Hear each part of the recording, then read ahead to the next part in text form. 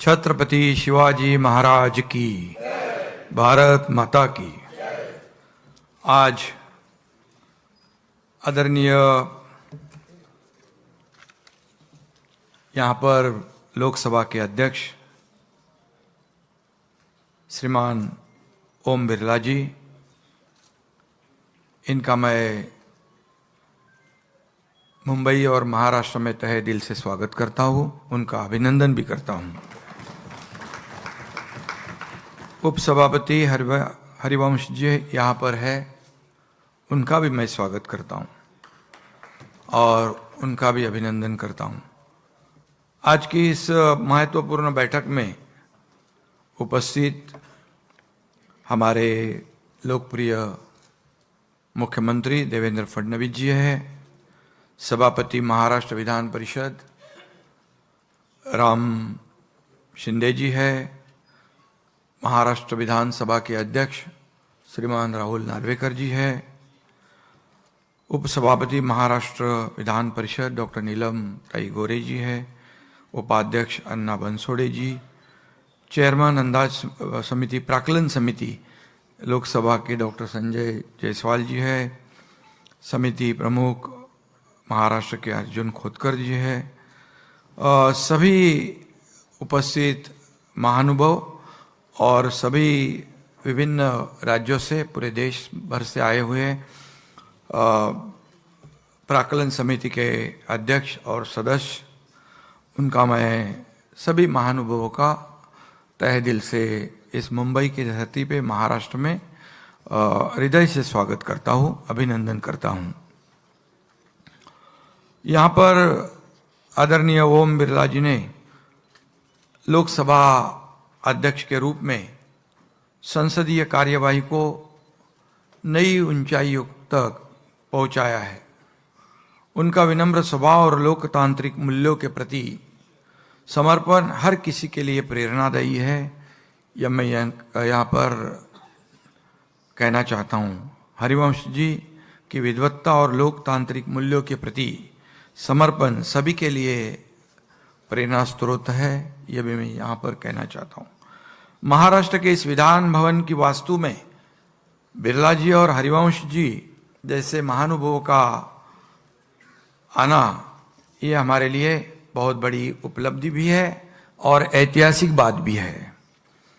इसके अलावा estimate committee जो प्राक्कलन समिति के अलग अलग राज्यों के अनुभव संपन्न समिति प्रमुख और सदस्य भी, जैसे मैंने पहले कहा है, या उपस्थित है, वे अपने महत्वपूर्ण विचार या साझा करेंगे और मुझे भी इस आपकी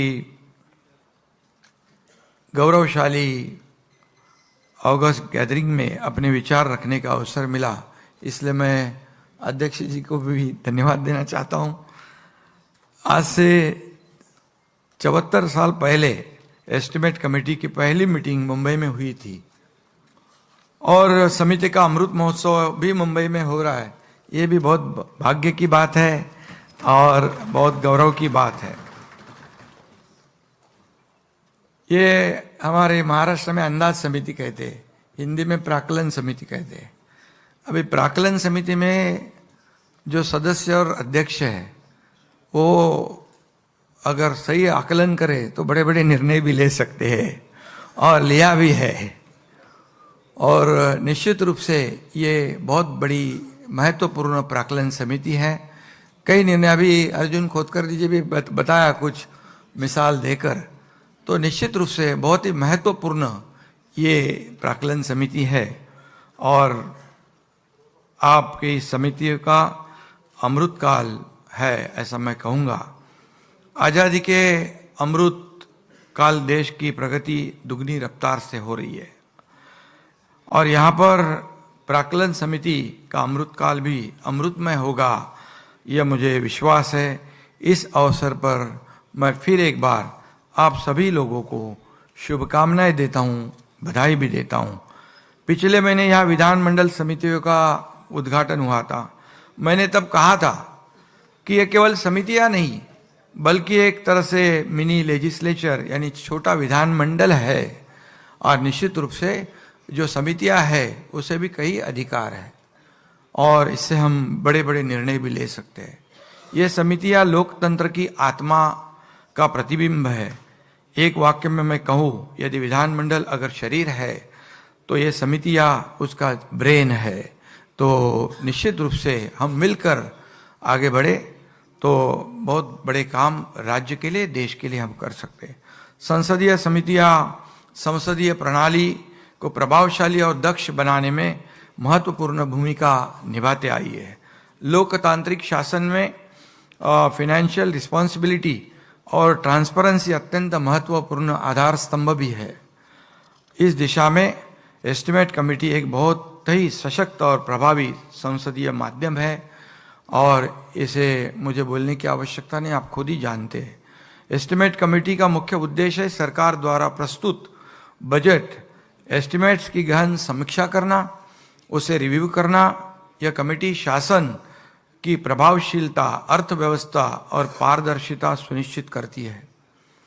यह कमेटी पूरी तरह से इम्पार्शल दृष्टिकोण से काम करती है। हमारे बजट में बहुत सारी बातें रहती है, अनाउंसमेंट रहती है, प्रोविजंस रहते हैं। इन प्रोविजंस का प्रॉपर टाइम बाउंड और इफेक्टिव उपयोग हो रहा है या नहीं हो रहा है, यह देखना बहुत ज़रूरी होता है और यह कमेटी यह महत्वपूर्ण काम भी करती है। यह समिति यह भी देखती है कि कई खर्चा अनावश्यक तो नहीं हो रहा है, क्या योजनाएं ग्राउंड रियलिटी से मेल खाती है या नहीं खाती है, यह भी देखने का काम एक कमेटी करती है। कम से कम रिसोर्सेज में ज़्यादा से ज़्यादा परिणाम कैसे प्राप्त हो, यह भी कमेटी देखती है। इस तरह की सेल्फ चेक व्यवस्था पहले से ही स्थापित करने के लिए हमारे संविधान के निर्माता डॉक्टर बाबा साहेब अम्बेडकर के प्रति हमें 100 बार आभार व्यक्त करना चाहिए, क्योंकि उन्होंने इसका प्रावधान किया है। आदरणीय हमारे देश के प्रधानमंत्री नरेंद्र मोदी जी के पिछले 11 वर्षों के कार्यकाल में शासकीय कार्यों में पारदर्शिता का एक आदर्श स्थापित हुआ है। बाकी आप जानते हैं कि जैसे हमारे देश आर्थिक महासत्ता की ओर जा रहा है। मेरे पहले भी कहा कि हमारी अर्थव्यवस्था 11वें नंबर से 4थे नंबर पे आ रही है, अब 3रे भी नंबर पे आएगी। ये बहुत बड़ी उपलब्धि है और इसलिए आदरणीय प्रधानमंत्री जी का भी मैं तहे दिल से अभिनंदन करता हूँ, उनको भी धन्यवाद देता हूँ। इससे अनुमान समिति का कार्य कुछ हद तक आसान हुआ है, ऐसा कहने में कोई हर्ज नहीं है। फिर भी इस कमेटी का महत्व और आवश्यकता कभी भी कम नहीं होगा। एक सर्वसामान्य नागरिक को ध्यान में रखते हुए हम सब बहुत सालों से राजनीति में करते हैं, राजनीति में भी काम करते हैं और सामाजिक भी काम करते हैं। जब हम काम करते हैं तब अपेक्षाएं बढ़ती है, दूसरी तरफ रिसोर्सेस लिमिटेड रहते हैं। ऐसे वक्त में हमारा बहुत महत्वपूर्ण इस समिति का रोल होता है। सावध और दक्ष रहकर डिसिप्लिन मेंटेन करनी पड़ती है। दूसरी ओर लोगों ने चुनकर स्थापित किए हुए सरकार को लोगों की अपेक्षा सरकार की तरफ से ज़्यादा होती है, उस पर खरा उतरना वो ये भी आवश्यक होता है।